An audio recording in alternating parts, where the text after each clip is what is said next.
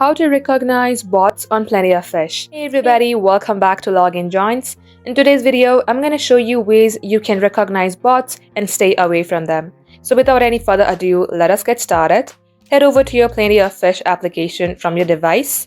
So the first way of knowing if you are chatting with a bot is always looking for social media links and check if they have real photos and human sounding captions or bios. Also check if they have a good number of followers and followings, and also their tagged photos and activities with their friends. So the next thing you could do is pay attention to unnatural behaviors. Bots often exhibit certain behaviors that can help you recognize them. Just pay attention to general or repetitive responses, unnatural typing speed, and you can also recognize them from the way they communicate. Thank you for watching the video till the very end. If it had helped you in any ways, then do like and subscribe.